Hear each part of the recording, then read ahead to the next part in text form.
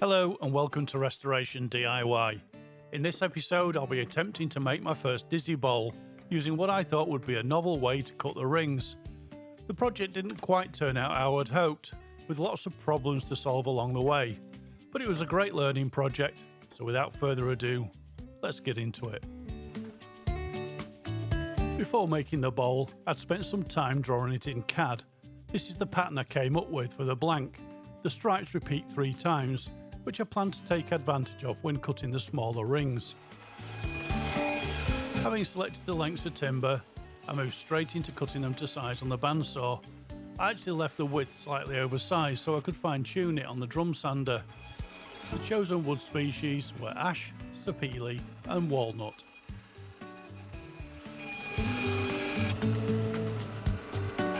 As I go through the video, I'll point out the mistakes I made. Hopefully some of you will find it useful if you tried to make one of these for yourself. So this is where I made my first error.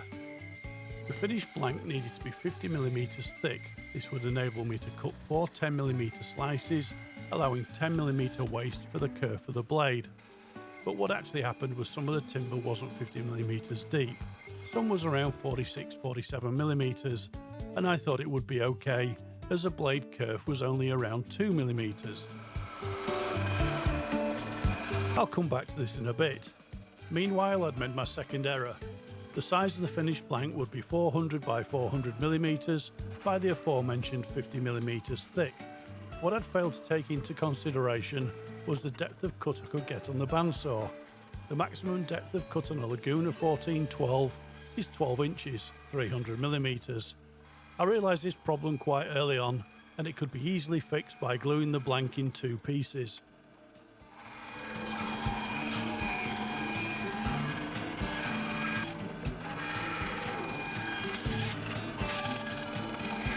So moving on, there was a lot of cutting to do, 37 pieces in total. I'll skip to the next bit, as I'm sure you don't want to see me doing it all.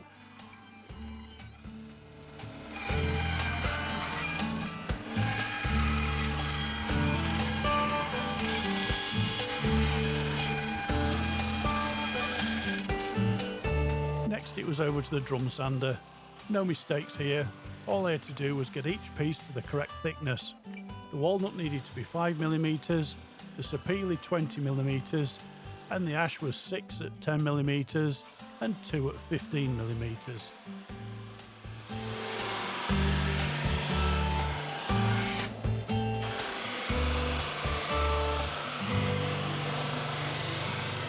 I considered using the planer thicknesser to do this, but I was concerned about snipe, and a lot of the walnut was only just long enough. I don't get snipe on the drum sander, so this was a safer option. The pieces were passed through until the required size was achieved, then without adjusting the height, each piece was passed through again until no more material was being removed.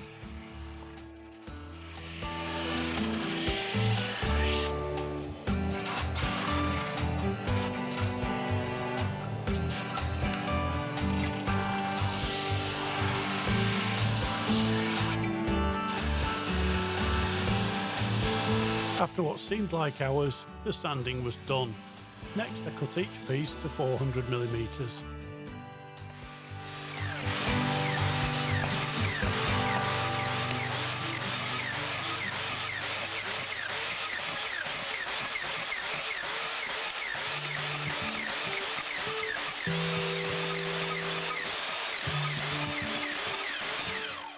Now I could get on with the glue up. First I laid out the pattern to make sure I had all the pieces in the correct order.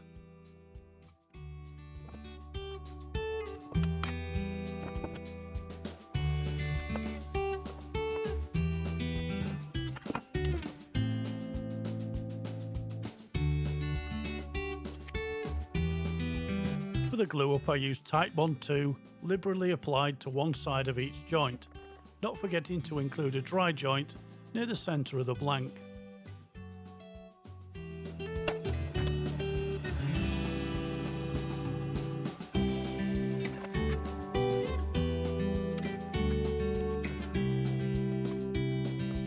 The glue up was straightforward, though it took a while, even after resorting to pouring the Titebond straight on the pieces of timber. Also, I have to point out that the temperature was hovering around freezing, which is why I'm wearing gloves.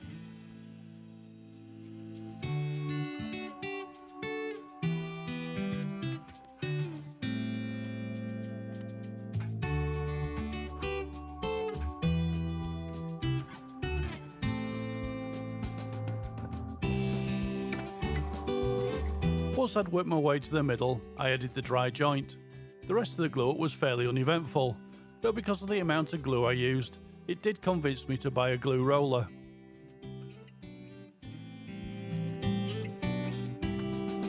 With the last piece added, I clamped it up using 3 clamps underneath and 2 on top to apply even pressure and keep it as flat as possible. Clamping the ends wouldn't have worked because the timber wasn't a consistent depth.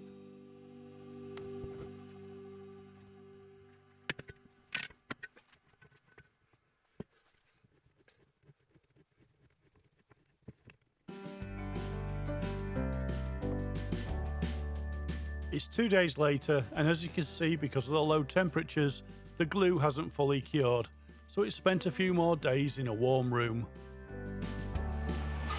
So 2 more days have passed and I can begin cutting the 10mm slices. The blank came apart on the dry joint, and with a new blade fitted to the bandsaw, the timber blank cut very easily.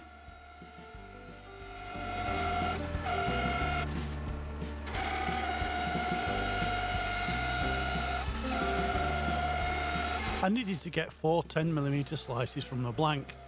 I got 3 full 10mm slices, but the last slice from each was a different matter. It's difficult to see, but a few of the slabs came up short, which meant I would get at most a thickness of about 6mm. But I'd overlooked something, which meant the thinner piece wouldn't be so much of a problem. I'll come back to this later.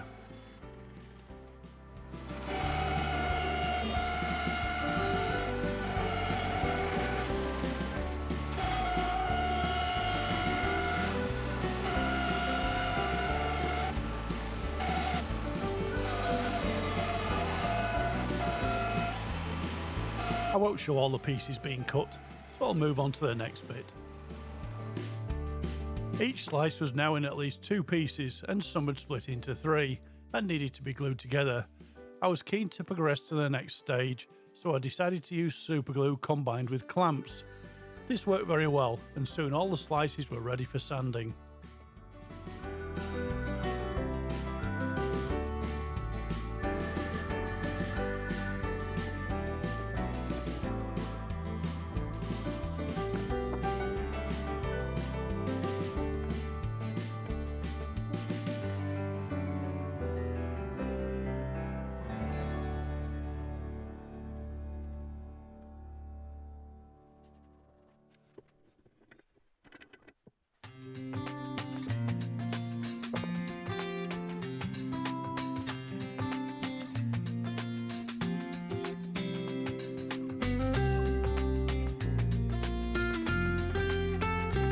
To get them all to a consistent thickness, I passed each one through the drum sander, and I think you've seen enough of that for now, so I'll move on. And this is my novel way to cut the rings. It's the Woodturning Laser Master 3, and for full disclosure, this was supplied to me free of charge in return for featuring it in a couple of videos. Now, at the time of filming this, which was around mid-January, I hadn't seen anyone else do it this way. But I wasn't alone. Gary on his channel, the Papa 1947, had done one as well, using a laser to cut the rings.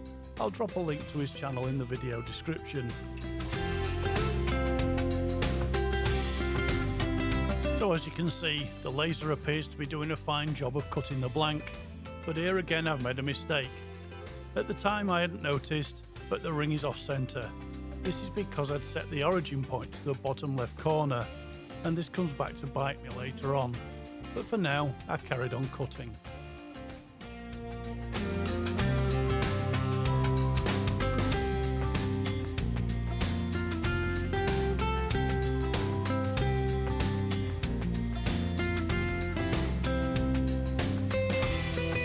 To centre the ring correctly, what I should have done is mark the centre of the blank and position the laser over that point and set it as the origin. It's simple when I think about it now, but there you go, you live and you learn.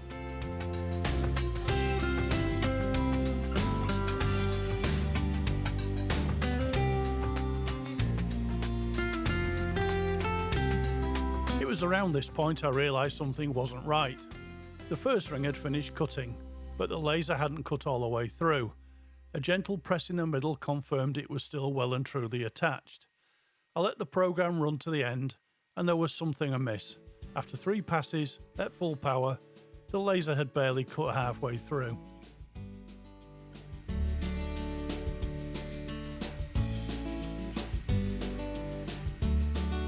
I've since contacted Auteur, and they've been very proactive at solving the problem. But at the time, I had to keep the project moving forward, so I had to think of another way to cut the rings. But I could still use the laser to mark out the cut lines, so that's what I did.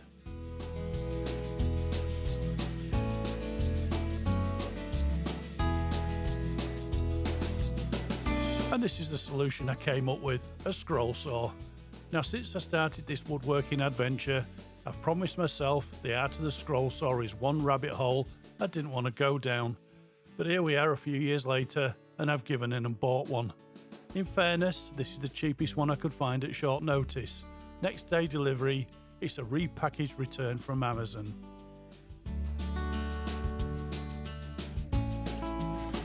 This particular model is an Einhell 430-90-40 TC SS 405E 120 watt. Quite a mouthful. I fitted it with a standard 127mm scroll saw blade and began the first cut, and it did exactly what I wanted it to do. There was a bit of a learning curve, such as I found out that overcorrecting the cut line in one direction sent it offline in the other direction at an alarming rate, but I soon had it under control.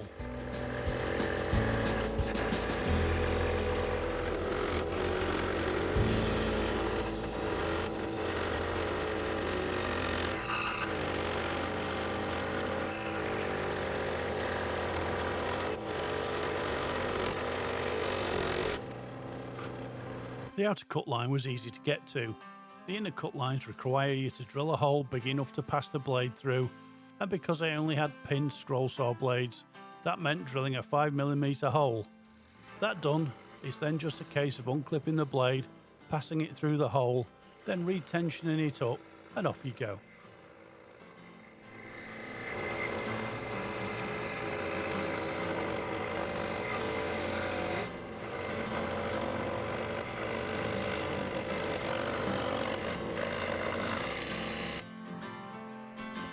I think you get the idea. As I did each cut, I got better at it, though the one downside of using the scroll saw was that the vibration broke a few of the joints, and it wasn't the glue coming apart, it was the wood fibres splitting.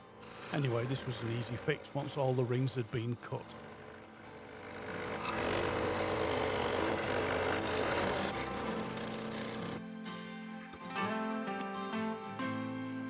Skipping ahead, this is the last cut. You can see I'd marked for 4 rings, but I only needed 1, as the waste pieces from the centre of the previous slices could be used instead of cutting new ones. And this is the slice with the thin bits, so I got away with it.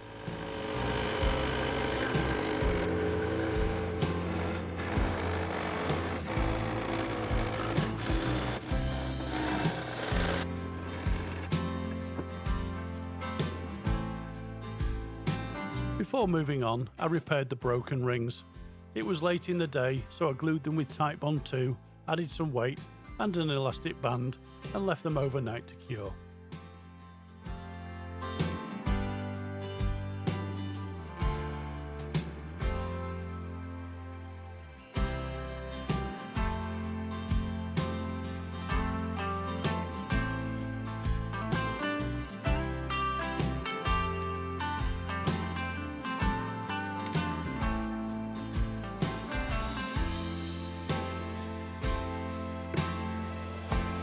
It's now a week later. The temperature had been hovering around 1 to 2 degrees, and it had finally lifted to around 7 degrees.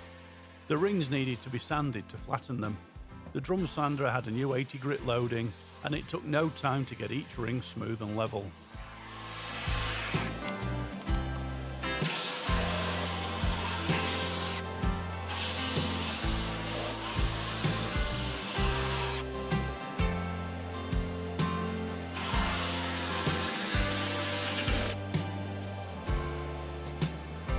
I didn't worry about getting the rings to the same thickness. I passed each one through the sander, and when it was level with no low spots, I put it to one side, continuing on with the rest, so I ended up with the thinnest at around 7mm up to the thickest at 10mm, and this goes back to not having a consistent depth when I first cut the timber to size.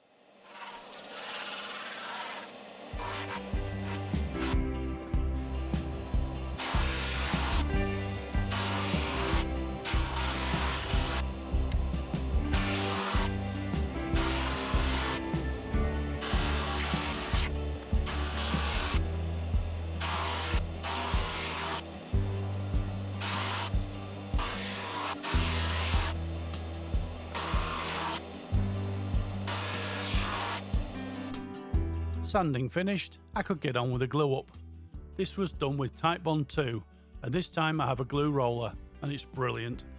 After applying a consistent layer of glue, I began stacking the rings, and this is where I hit another problem. To form the dizzy pattern, I had to stagger the pattern in the rings by gradually twisting each one. The problem I had was the pattern was off centre, so to keep the pattern offset equal, it actually pushed the centre point off to one side as I added each ring.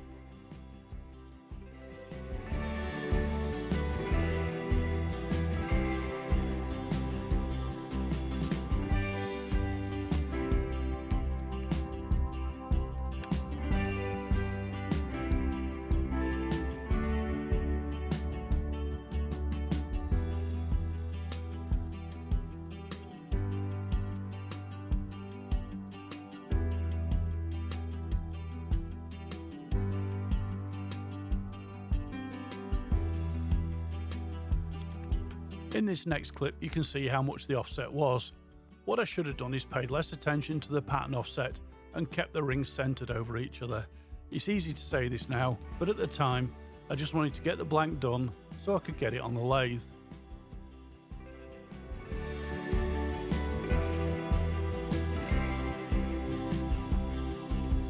Looking back at the video, it's obvious what was going on, but I was so engrossed in getting it done I wasn't paying attention. Not even to where the camera was placed. So what follows is a lot of pictures of the back of my head and shoulders, so I'll fast forward to the last few rings.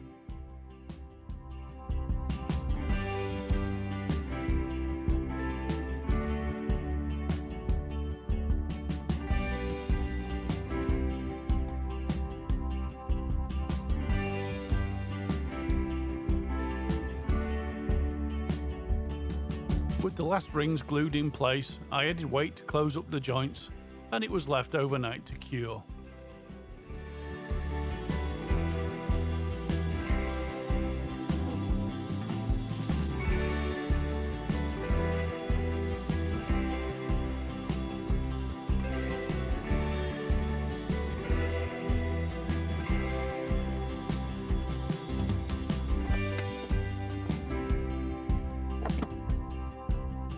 It's the next day, and having measured the blank I discovered the off-centre problem, so at this stage I thought I would be able to mitigate it with some careful positioning on the lathe.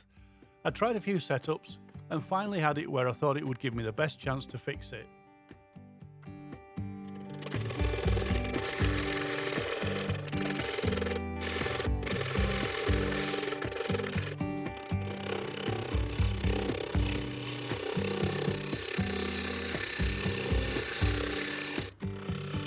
There were still two pieces to add to the blank, that being a solid Sapele base and a segmented Sapele rim. So all I needed to do at this stage was get the upper and lower rings to round and hopefully get it better balanced.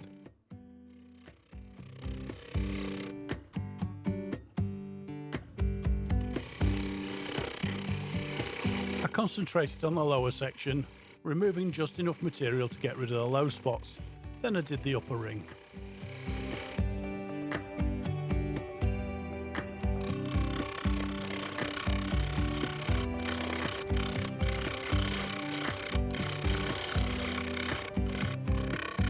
The top ring didn't take much to get it running true.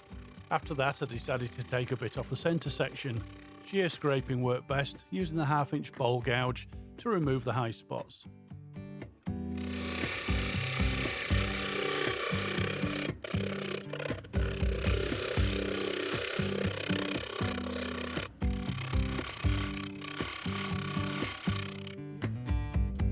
That's enough for now. The solid sapele base was next. This had been roughly trimmed on the bandsaw, and after fixing it to the lathe, I turned it around and cut a mortise in the base.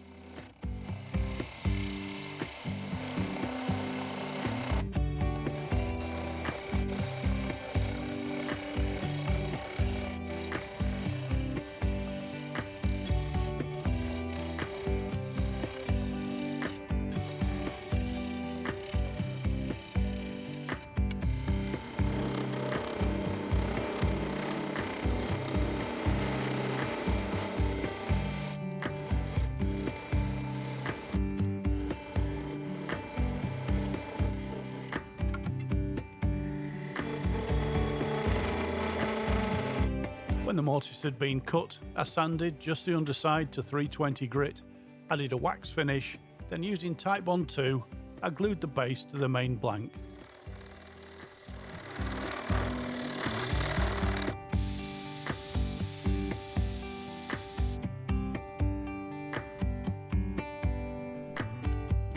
I used the lathe for the glue up so I could add a lot of pressure to the glue joint, and it also allowed me to centre the two pieces very accurately.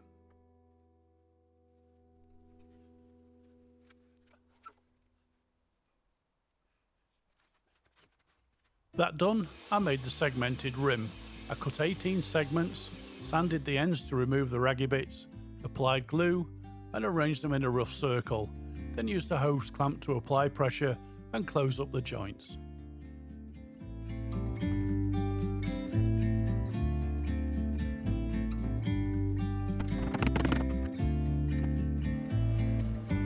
Another day has passed and the rim needed to be sanded to flatten and level it. This was done on the drum sander. This is the biggest segmented ring I've made. It was wider than the drum sander, but that's not a problem. All I had to do was keep rotating the ring each time I passed it through.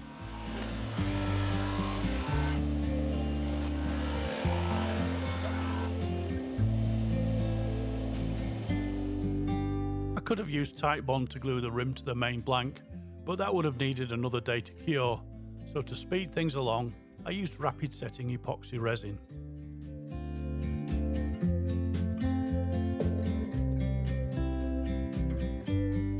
I applied epoxy around the outer edge, then carefully positioned it on the segmented rim. Then I added some weight and left it for 30 minutes to cure.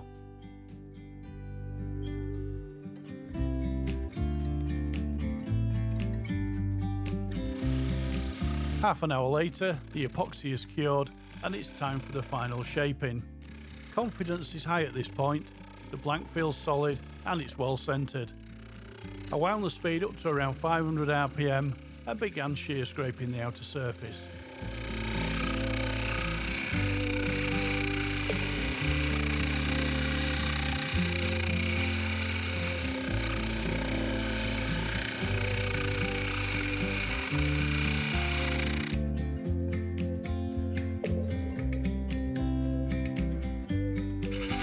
For a start, it was all going very well.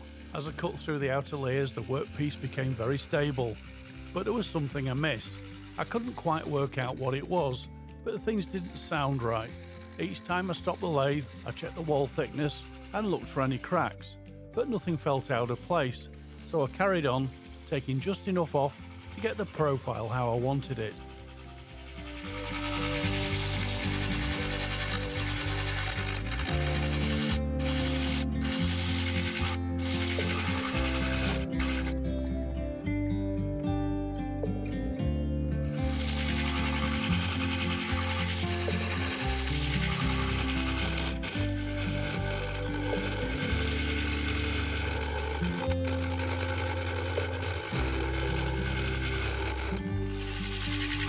The shape came together very quickly and had achieved what I set out to do, which was create a sweeping curve from the base up to the underside of the rim.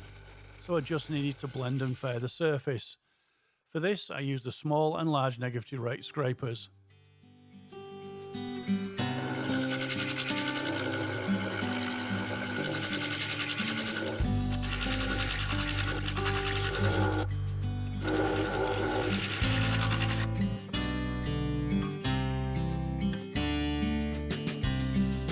There was one or two bits that needed a bit more work, So to do this, I used a 3/8 bowl gouge to do a single push cut from the rim down into the base.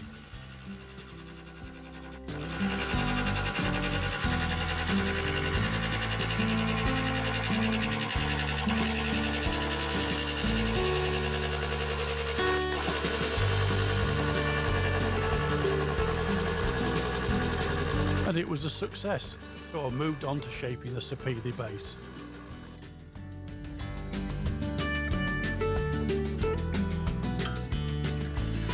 The base needed some shape to it. For this I used the gouge, then the mid-sized carbide to refine the profile.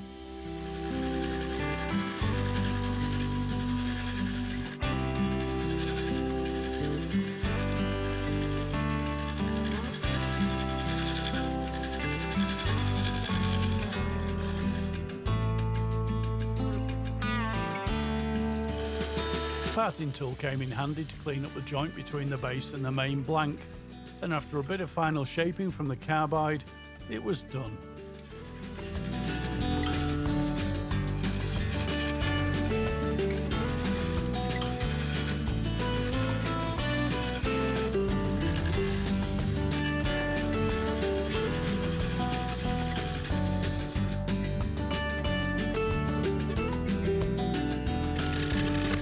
Base done, I just had the inside to clean up.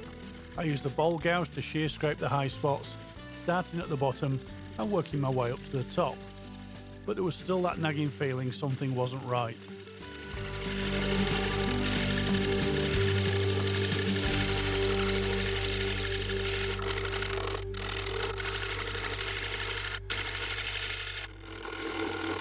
The noise it was making was a sort of dull, hollow sound, like it was cracked or something wasn't attached.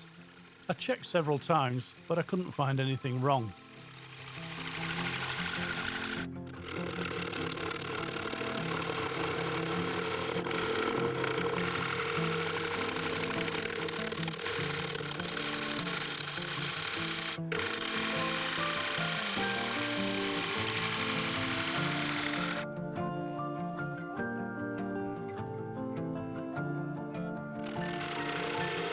After another check, the sidewall was around 1/4 inch, 6mm, and there was still a bit more to take off if I was going to remove all the low spots.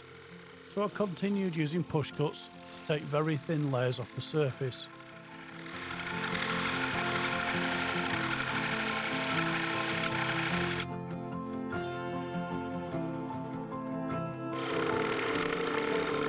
This time when I checked, the sidewall felt on the thin side of what I was happy with. So I did one more pass, then I concentrated on shaping the rim, blending it down into the sidewall.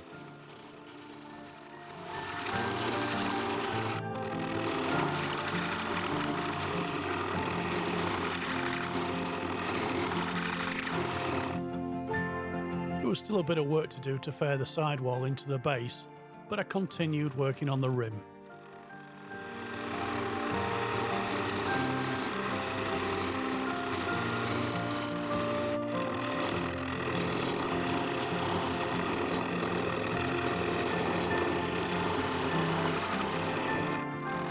After a final once over with a skew chisel to refine the rim, I stopped the lathe to have a check, and I'm glad I did.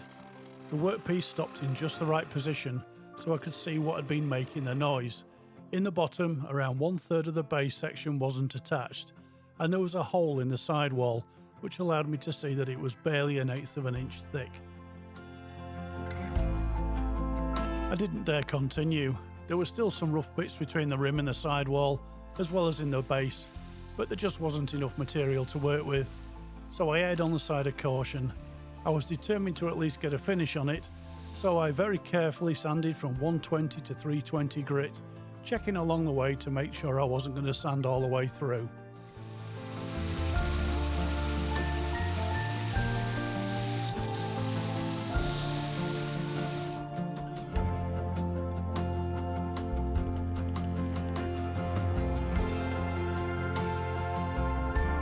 After sanding, I cleaned down with denatured alcohol.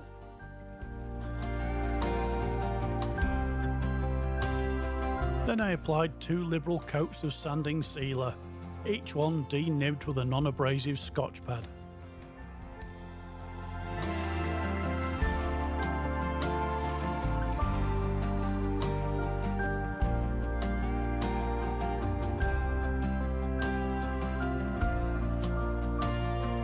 Up next, Yorkshire grit. A single application, thoroughly cleaned away till no more residue is picking up on the paper towel.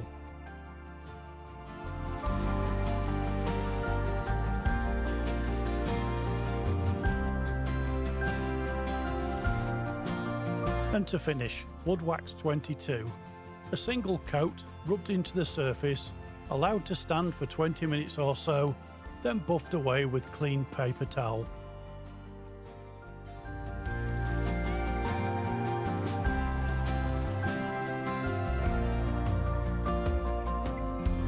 That's it, another project nearly finished. To be honest, I think I was lucky to get away with this one.